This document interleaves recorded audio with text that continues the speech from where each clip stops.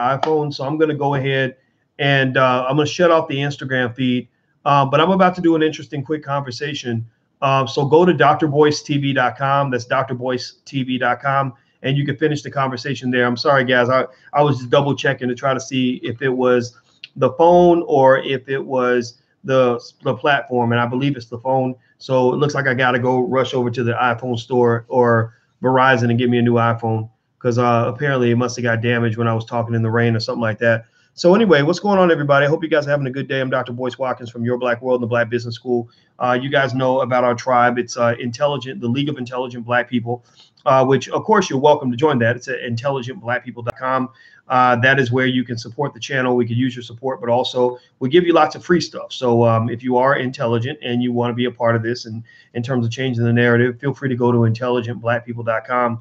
Now, let me give you guys kind of what I was thinking about today. This topic popped up on my screen. Michi X out of Detroit, which apparently Javoka is from Detroit. Okay, we love you here. Oh man, I love y'all too. Thank you so much. Detroit is such an awesome, authentic city. And you know what? I just got to get with Michi, and we just got to do something in Detroit. I have not done enough in Detroit. We don't hit Philly and Houston and LA and all in Chicago and all of that. We got to hit Detroit. So we're gonna hit Detroit. So does anyone know how much weight Dr. Watkins lost? I lost about 25 pounds, I think, something like that. It's kind of up and down because you know what? Sometimes I'm gonna tell you this. Like, you know how the Christians go to church and they say God ain't through with me yet. So that's how they excuse themselves from all the ratchet shit they do when they in the church. Well, God ain't through with me yet when it comes to my diet. Because I literally today made the best banana split in the history of the world. And I ate that whole sucker. And I'm gonna tell you, my banana splits are the best ever. I make excellent smoothies and excellent banana splits. And I like when the whole family wants a banana split, I make one for everybody. And they hands down are like bowing to me when I make my banana split. So if one day maybe I should get all y'all together and like make everybody a banana split or something. But anyway, let's see. Abib says I look much lighter than a few years ago. You mean light skinned? Or you mean like lighter, like facially? I probably am lighter. I mean, I'm in much better shape. So anyway, hit that thumbs up button if you're on YouTube. Hit that thumbs up button real quick, and don't forget, come back to drboycetv.com at 8 o'clock Eastern tonight because I'm actually going to do a session with Danielle Pierce from Fly Nubian Money, and Danielle Pierce is going to talk about tax liens, how to make money from tax liens. So come on in, and it'll happen tonight at 8 o'clock p.m. So hit that thumbs up button, please. Let's see. Michi X is in the house. What's up? Yes, we do need to do something in Detroit. I sent you a message, Michi, so hit me back when you get a chance. I want to just catch up with you. We ain't talk for a minute, and I'll be in Denver pretty soon. So I'll tell you when I'm coming to Denver. All right. So here's the thing. All right. So I saw that Michi was actually talking about some comments that Remy Ma made about R. Kelly, and I think that the title was Remy Ma said what, and it was on FlyNubianQueenTV.com. And I love Michi's commentary. I love her style, and she's actually one of my favorite people to listen to.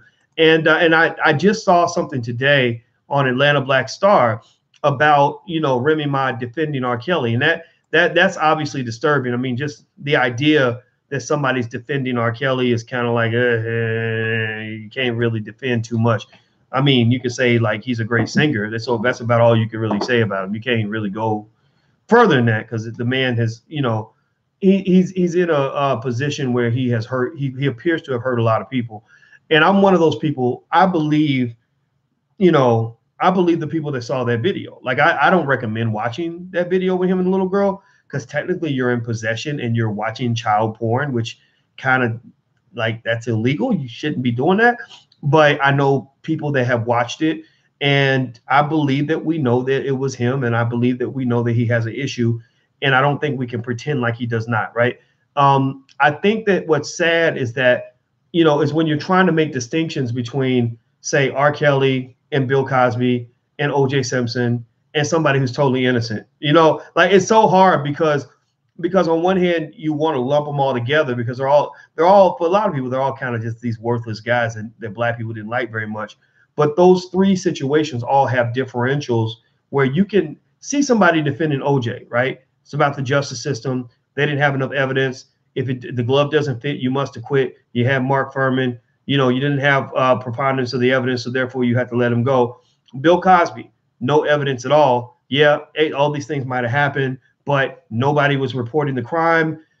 There's no witnesses. There's no nothing to really show that this actually happened. So you can't convict on that, right? Whereas with R. Kelly, you know, you got that video. I mean, I think that video goes a long way, which adds on to like all the accusations and everything else. So I'm not a person that you're really going to see, you know, defending what happened with R. Kelly. I can defend what happened with Bill Cosby, not defend Bill Cosby, but I can defend what happened with Bill Cosby, but I cannot defend R. Kelly or what happened with R. Kelly.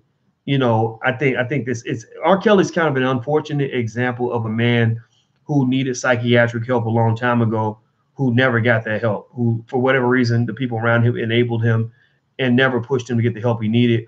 And I almost feel sorry for him in the sense that it's almost like he's trapped. He really is trapped in the closet, you know, and he's trapped inside himself, you know, you know, like in fact, you know, when you think about people that either do or are accused of things like that, they are, you get a sense like you know, you've seen cases where somebody is attracted to children and they even hate that part of themselves. Like they hate themselves. That's why a lot of them will commit suicide, things like that, you know, because I can't imagine, you know, waking up one day and wanting to do something like that, you know, like to be with a child, right? It would make you hate yourself if you have any kind of decency about it.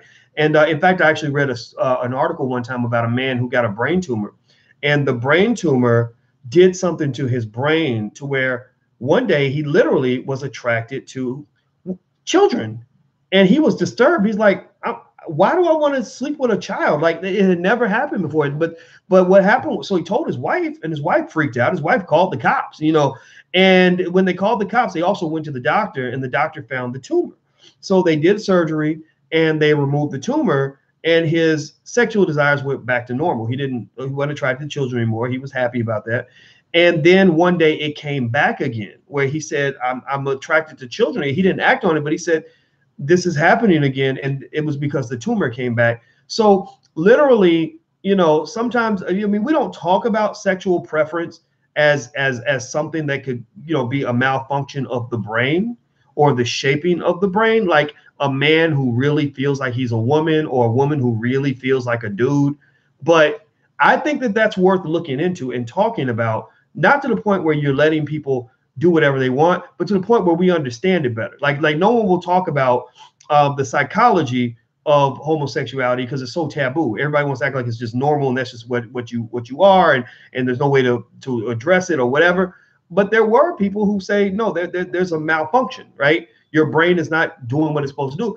And what's happening, what's really disturbing to me is that there are people that are getting to the point where they're starting to classify an attraction to children as just a sexual preference. Like, okay, you like women with big booties. You know, she likes men that have a lot of money. Well, he happens to like children that, you know, don't know their ABCs yet. You know, like there are people that are making this kind of argument now. And I think that in 50 years, you're gonna see that kind of eking into the mainstream.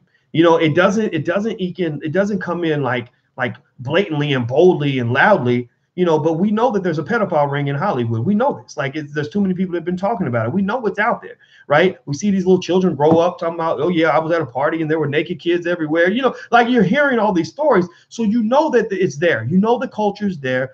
And you know that these people have money and have power and influence. And I wouldn't be surprised within the next, 40 years, if you start getting to the point where people are like, hey, it's a sexual preference. Hey, it's just it's who I am. It's how God made me. So you can't judge me for who I am, you know. And personally, I just really think that we have to be thoughtful about this. If we're not thoughtful, we're going to end up making ourselves look crazy. So anyway, speaking on R. Kelly, by the way, I want to say thank you to the sister. Let's see, the sister Marlene Cooper. She just gave $10 to the platform. Thank you very much. And everybody that wants to contribute to the chat, feel free. It's totally up to you. I don't say thank you for doing that because it helps us to keep the platform going and all this good stuff. All right. So here's what Remy Ma said about R. Kelly. And I just, I guess he's brave for addressing it and being honest. But at the same time, I think you got to be really careful about R. Kelly because we know what's happening to our little girls. We know what's happening in our community. We can't just sort of pretend like it doesn't happen. I have a lot of theories on that. I think that broken families plays a big part in it. I think a lot of children are molested either by their mother's boyfriends, or they're just vulnerable because they've got one parent in the house and the parents at work, and the little girl is 15. She thinks she's grown. So she's looking at this 25-year-old, who's got a little bit of money and all this other stuff. She's looking at him the same way. When I was 16, I worked with a lady who was 27. And I tell you what, if she had laid down with me, I would not feel at all like a molestation victim. We would come to Wendy's. I worked at Wendy's at the time. I think her name was I'm not gonna say her name because I don't want see some of y'all are detectives and y'all go find her. But but anyway, I would see her. She'd have this tight little outfit on, and I was 16, full of hormones. You couldn't tell me nothing at that point. I'd have been ecstatic if I'd had a chance to get with that woman. So a lot of times kids think they're growner than they are. And a lot of times, what parents do to protect them is they protect them from themselves, right? Protect them from bad decisions. So anyway, Remy Ma said, she was on Revolt TV, State of the Culture. She said that, let me see here. There's a documentary coming on Lifetime called Surviving R. Kelly. Oh, interesting. Wow. Which explores the allegations of sexual abuse levied against him. One of the first times the singer's personal woes came to the forefront was in 2008, when he was on trial for allegedly taping himself having sex with an underage girl. He was charged with 21 counts of child pornography, but was ultimately acquitted on all charges. That case, honestly, is what kind of sold me on the idea that R. Kelly wasn't, that he wasn't on the up and up. I didn't like that case. I didn't like the result.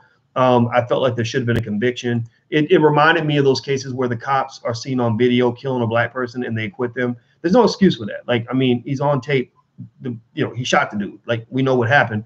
And I don't think it's easy to argue that was not him on that video. I do not know. I'm serious. It really takes a real magic trick, to overcome that kind of damning allegation with that kind of damning evidence. I do not get it. I just do not get it. The only thing that I'm thinking could have happened is Chicago's a pretty corrupt city. We've always had corruption here. I would suspect that maybe somebody paid somebody or something, because it just doesn't make any sense. So here's what R. Kelly says. She says, so he went on trial for it before. We had a video of him intimate with an underage girl. We had another video where I don't know if she was underage, but he was all in her, and it didn't look like. Most rapists don't eat your ass. Okay, so she's saying that, because he's eating her. Well, y'all heard it. I don't got to repeat it. That's not rape, which. I mean, she's an underage girl. I mean, come on. So she says, so I'm like, you get acquitted and you still get banished and you're still a monster. I think that kind of comes from the fact that people know the difference between being not guilty and being innocent, right? Not guilty is not the same as innocent. If you talk about the case with R. Kelly and the little underage girl that he was allegedly on video with, maybe they didn't have enough to find him guilty. Maybe there was enough to find somebody not guilty. All you need is a reasonable doubt, which means a reasonable person could conclude that maybe he didn't do it. But, as Tierra KJ Williams, aka Miss Black Hollywood, she's on the thread. She says that his brother said he did it. I mean, shit, what more do you really need? Then again, though, it's just, maybe him and his brother fell out. But I kind of think it's sort of interesting. Like, you got these different people that are coming back and saying, yeah, R. Kelly did this and this and this. The manager, the ex-wife, the brother, or, et cetera.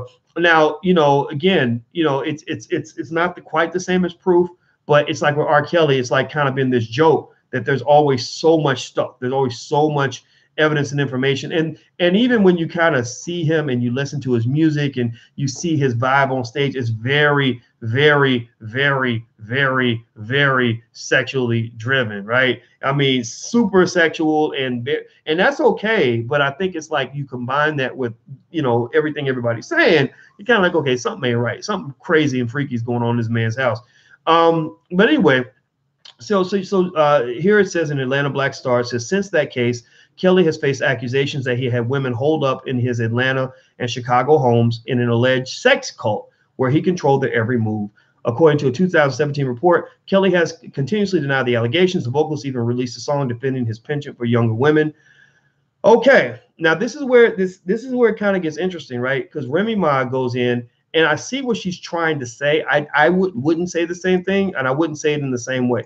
But let me read what she says, then I'll kind of give you a point of view on it. She says, even the lair that you're talking about, meaning the group of women that he had in the so-called sex cult, it wasn't the women who were complaining, it was their mothers. It's so weird that we live in a world where women and men do some sick shit and they be with it. She says, if your daughter's 14 through 17 and wants to fuck a guy who's 20 something and 30 anything, you're fighting against it. I'm not saying that he's right, but from history, he's been labeled as being illiterate. What I'm saying is he's not the brightest, but he's talented. Okay, so she's saying all that. It sounds like she's saying all that to say that he's still talented. And I think everybody can agree R. Kelly's talented. I mean, that's what's really saved him, right? He's very talented. If you pay attention to when R. Kelly's allegations first came out, when that video first kind of happened, and first thing he did, all the radio stations stopped playing his music, all that, because video came out. And they were trying for a minute to take the moral high ground and be like, oh, we're not going to support a molester, et cetera, which that doesn't last long in media. Ain't nobody got no values. Ain't nobody really got no principles for real. So he goes on BET, right? And on BET, he says all through the interview, he keeps repeating is just focus on my music. Just focus on my music. I just want to tell people, just focus on my music. And R. Kelly had been coached to say that. I felt like somebody had told him to just repeat, focus on my music, focus on my music, focus on my music. Now, the thing is, the reason I believe he wants you to focus on the music is because the music makes you forget everything else, especially for women. You know, women are really swooned by a man's voice. Like, I never understood how, teenage girls can go to a concert and literally, some of them literally have an orgasm hearing a man sing.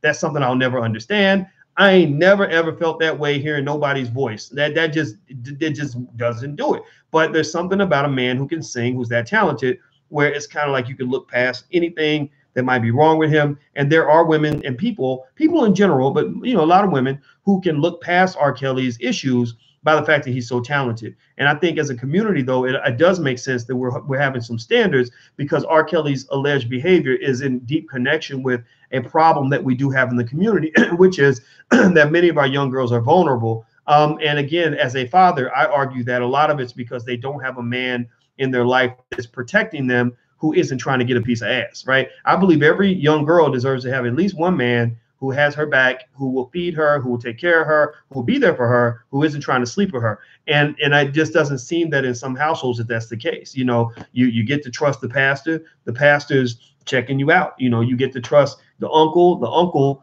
is trying to cop a feel. You grow attached to your mama's new boyfriend. He trying to get some, and it happens all the time. I've talked to cops who work on the beat, for like crimes against children unit, where children are molested.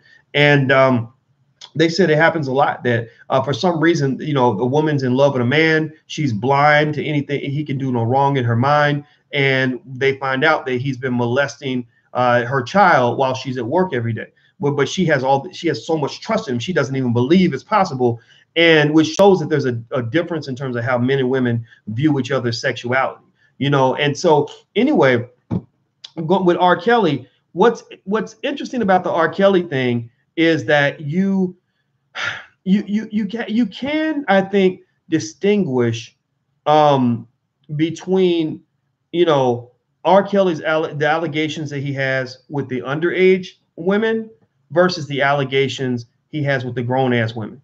I admit it was hard for me to really, as a man who believes in equality between men and women, I believe men and women are equally capable of making their own decisions, and that, this idea that women are so feeble-minded that they can't choose who they want to sleep with, that applies. That to me runs in contradiction to me believing women and men are equally capable of making decisions, right? I mean, think about this. When we talk about abortion, it's all about, well, it's her decision. She gets to make her own decision. She gets to make her own decision. Now, if I believe that women are not capable of making rational decisions, then I would have to support those people who don't believe a woman's capable of deciding whether to abort her own child, right? That she shouldn't have the right to choose because, my God, these women are so feeble-minded. They're so easily manipulated. How in the world can we ever trust a woman to make a rational choice? Because we know that women aren't rational, right? But that would be sexist, and that's wrong, and that's not what I believe. I don't believe that, right? So if I believe that men and women are equally capable of making their own decision, then I can't necessarily just easily buy into this idea that these adult grown women who have chosen to go live with R. Kelly in this house, that they didn't have the right to choose. Like there's basically the Spider-Man's uncle in the movie Spider-Man, said to Spider-Man something that I think is deeply profound and meaningful to every area of life. He said, with great power comes great responsibility.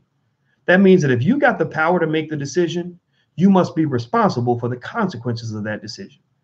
Right? Does that make sense? That if you have the right, if you get to choose, then you also should be grown enough to deal with the consequences of that choice. And I don't see that principle at play when we say, because think about this, let's say you got a niece or daughter who's 20 years old, 25, and she says, I met this guy named R. Kelly. He's amazing. He's such a great singer, and the sex is good. I want to go live in his house. And you're like, no, don't do it, because this man controls women's minds. He starts singing to them, and they start turning into zombie robots, and they start doing whatever he wants, barking like dogs, and following him around the house, and cooking, washing his toes, and sucking on the back of his ankles, and you shouldn't do this, right? You're being tricked. You're being manipulated. Then what's going to happen? She's going to say, you ain't got no right to tell me what I want to do. I'm going to do what I want. I'm grown. I have the right to decide, right? So you say, okay, cool. All right, well, go ahead. Go live with him, And then later on, the same person who told you that she has the right to make her own decision is not taking responsibility for that decision. Then she's coming back saying, oh, I was manipulated. I was abused. He controlled my brain, my feeble little brain. He just was too smart for me. And he sang so good, it made me just fall for his spell. Right. Well, I mean, my thought would be like, well, okay, if you want me to clean up the mess for you after the fact, then you should have been listening to me when I told you not to go live at his house in the first place. Right. I remember there was a lady that lived above. I had a girlfriend a long, long time ago, 20 years ago. And there was a white girl that lived right above her. And she had a boyfriend. He happened to be black.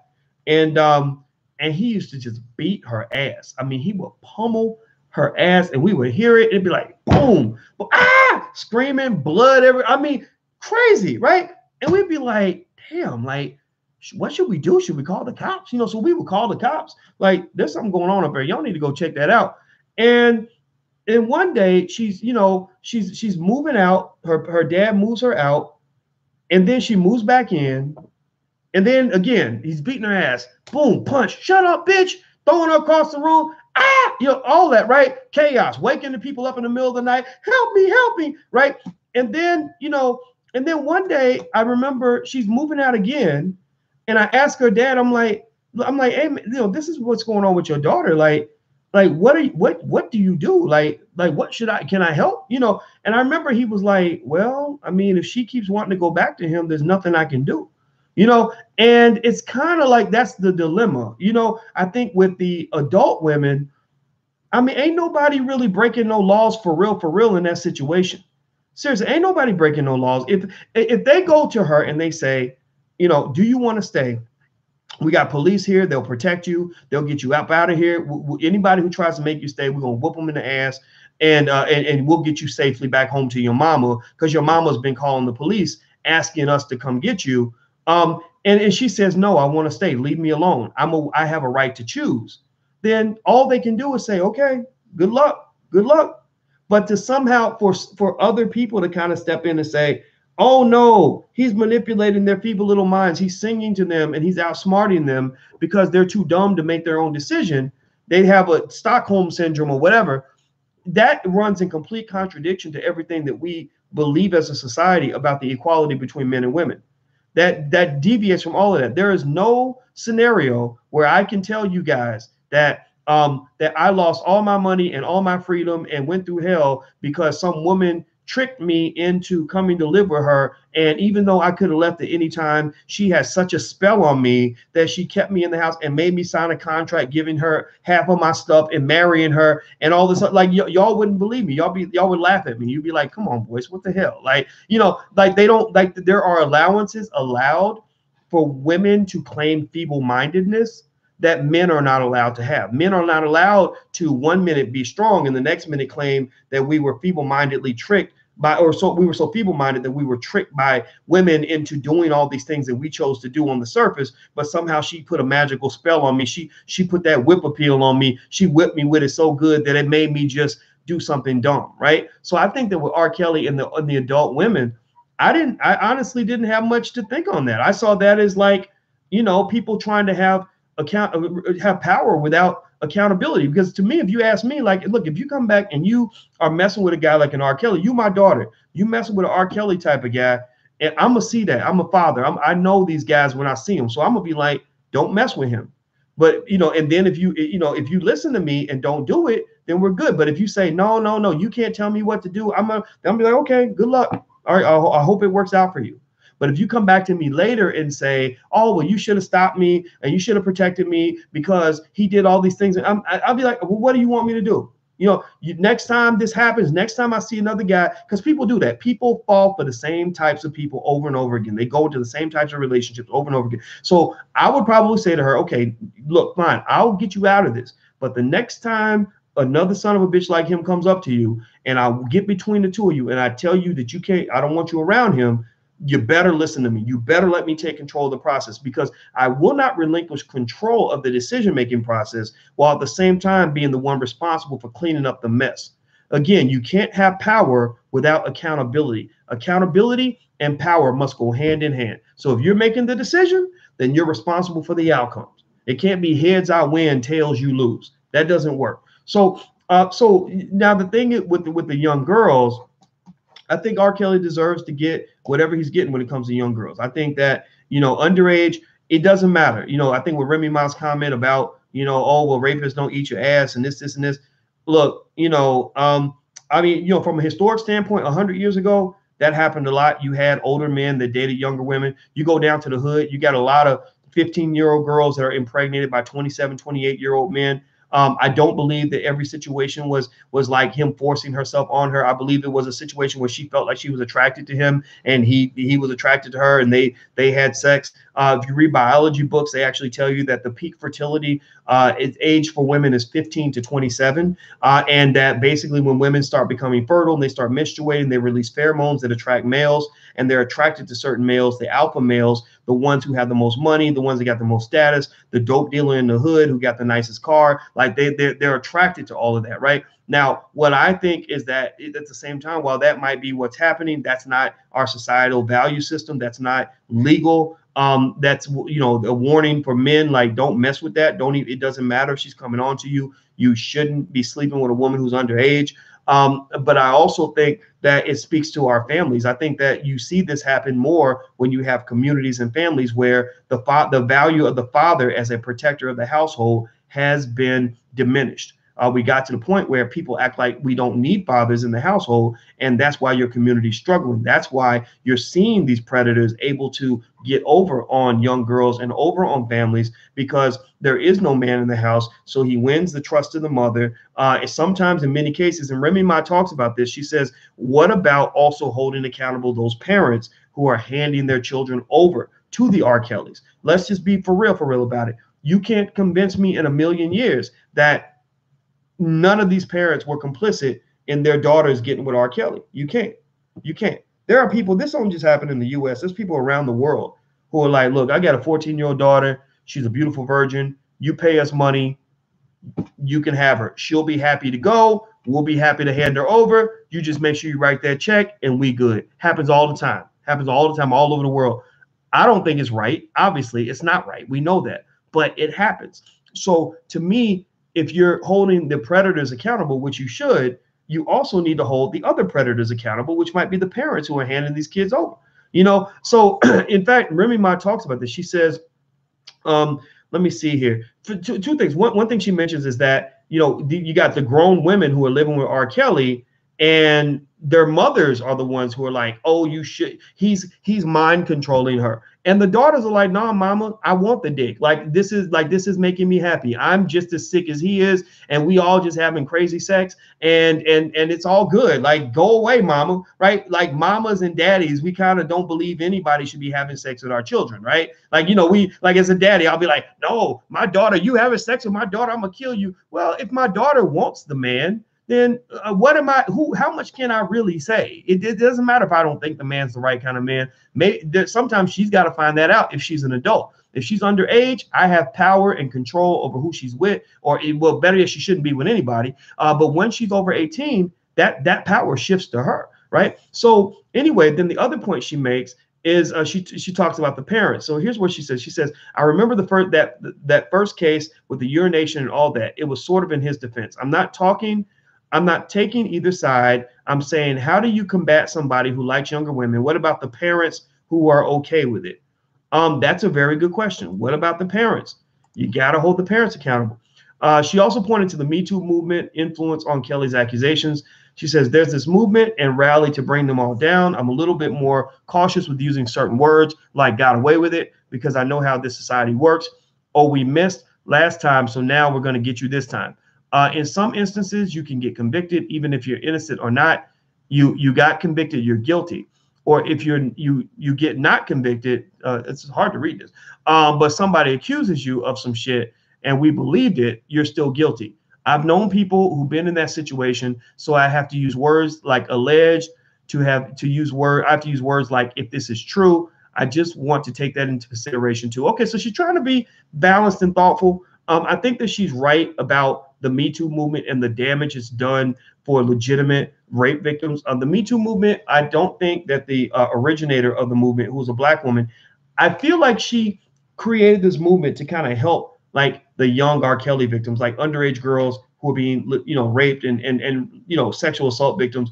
I think that when white women kind of grabbed it, they literally basically said it applies to any situation in which you piss off a woman, which is a whole different type of tyranny from like extreme crimes, right? So literally, like there were people saying Me Too if a man like told them they look good in a dress, or if a man whistled at them on the street, or if a man made a sexual advance, like tried, like got the wrong vibe and tried to lay a kiss on her and she wasn't ready for the kiss. So there's a thin line between being a wanted advance and being a predator, right? And that is hard culturally because we have a culture where you everybody kind of expects the man to make the first move. But what happens is the reason it hurts all dating and relationships, it hurts women too, is because a lot of men are scared to make the first move because they're like, man, like if she likes me, then it's great, right? We're gonna have lots of crazy sex. It's gonna be awesome.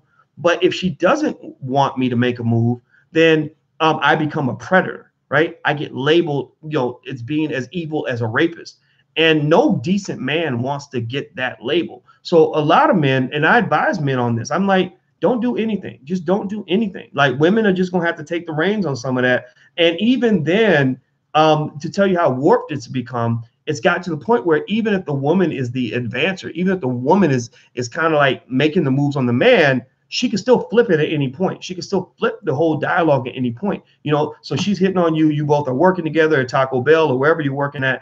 And after work, you're getting together, you're getting it in. And then one day she just decides that she don't want to sleep with you anymore. And you're like, hey, why don't we sleep together? Hey, what's going on with our relationship? Then she's like, oh, he's harassing me, and he's my manager, and I've been victimized, and the reason I didn't get the promotion is because I wouldn't keep sleeping with him, blah, blah, blah, et cetera, et cetera. So it's really made sex and natural human relationships very dangerous, very scary for people. And so I think a lot of people have a good reason to question the Me Too movement. And I've lost friends over this. I had one lady that I worked with actually, who was making money from me, who suddenly was like, I don't want to be associated with Boyce because of his feelings on Me Too. He's a sexist. And I'm like, no, like I have been good to you. I've been very helpful to you. I've been very nice to you. And so you're literally telling me that you somehow can't be associated with me because I have an opinion that is not popular with you or that you don't agree with? Well, screw you. I mean, I've never judged anybody for what they believe. I don't judge you for who you vote for. You can be a Trump supporter. I don't care. You can support Obama. That doesn't matter to me. If you're a decent person, I'm going to treat you like that. And I remember just kind of feeling like I said, this is the example of the kind of tyranny that a lot of men go through. You can't tell the truth without people judging you or mislabeling you, right? Because you're trying to just be honest and have a fair and balanced discussion on an issue in which all sides are protected. I have an obligation to protect men against false accusations as much as I have an obligation to protect women in situations where men are trying to harm them. You can't choose one side over the other, because then what happens is you're becoming very tyrannical. You're becoming you're trying to sort of harm other people. You go from being the prey to being the predator. So, because when a man gets falsely accused and he gets sent to prison, he's going to get raped in many cases, and not all of them, but many of them get raped, and they're going to get raped many, many times. So you might think you're protecting a sexual assault victim when really you're creating a sexual assault victim by allowing somebody to get away with a false accusation because you refuse to even ask questions about who did what to whom. That's the problem. So let me keep going. So Remy Ma says, so he talks about the Me Too movement, or she does. And she also says, let's see, fans who saw her remarks did not co-sign them. Okay, so this is what some of the fans said. At first, I thought Remy Ma was being contrarian by contract obligation on SOTC. I don't know what that is. But her comments about Bill Cosby, white people saying the N-word, child support, and now R. Kelly, I can't support her anymore. See, that's another problem we have in our society. We get to the point where people are talking about like, oh, I'm done with you. Like, I don't like what you said about this, so I'm done with you. You know, and I'm gonna tell you, it's not good for the world. It's not good for humanity. It's not good for our people if we're constantly just chopping people off because you disagree with me. It's not beneficial. You're not being exposed to new ideas. It even harms you too, because you're getting into this silo, this psychological silo, where you're incapable of even processing an opinion that is different from your own. So I want to tell everybody in here, look, as long as you're respectful, you know, when you come into the feed, you can disagree with me. You can say, you know, hey, Doc, you know, I hear what you're saying about this, but I can't vibe with you on that. Or, hey, Doc, I heard you were talking what you said about voting, and I just don't believe it. You know, I voted and blah, blah, blah. And I will never tell you like, oh, well, don't fuck with me, man. You need to get up out my face, man. You suck. You know, I ain't messing with you no more. I'm not going to do that. I'm going to say, oh, okay, well, that's cool. Tell me what you think. Give me your perspective. Maybe I can learn from that, right? You learn more from people who disagree with you than you learn from people who agree with you. So don't get so addicted and get off on the high of everybody saying, that's right. Yes, Lord, preach. Amen. That's right. You tell them, girl. It's dumb. It's not going to get you anywhere. So anyway, let me see. Malcolm Jones says, you're canceled. It's annoying when people use this. Yeah, I never heard that, but that sounds annoying. You just said it one time and I'm already annoyed. Anyway, make sure you hit the thumbs up button. Everybody on YouTube, please take a second. Please stop 1 second and hit the thumbs up button real quick. Also, if you want to connect with me via text message, text the word voice to 31996. Just text my name voice to 31996. And also, if you want to join our League of Intelligent Black People, go to intelligentblackpeople.com. That's intelligentblackpeople.com. Don't forget, tonight at 8 Eastern on drboystv.com, I'm going to bring in Danielle Pierce from Fly Nubian Money, and she's going to actually talk about how to make money with tax liens. So you don't want to miss it. These are all the little ways that people are getting ahead financially that you want to look into and see if this works for your family. So it'll be at drboystv.com at 8 p.m. Eastern. If you're watching this as a recording and watching it later, you'll probably be able to go back to drboystv.com and see the recording. So make sure you every time you come in here, just share something, like something, subscribe something to something. We need your support. This is really, really important because Black media matters. Because and Tierra KJ Williams will tell you that we need Black media because we don't need Black people begging for a chance to be on white media. That does not work for us. It makes us look stupid. They got us cooning and cowering and acting like idiots. That's not who we are. So that's why my goal in life, one of the goals, is to achieve a tremendous reach through Black media. So that's what we do. That's who we are. That's what we're all about. All right, I'm out of here, guys. Have a good day. Intelligentblackpeople.com. I hope you'll consider joining. I'll connect with you guys who are in that club. We're going to do a private session really soon, one of our intelligent rap sessions. We call it the IRS. We're going to do one of those really soon. Once I get to Florida, I got to go to Florida this week. But when I get to Florida, we'll have an IRS. And that way you get to talk to me directly and we'll kind of have some back and forth.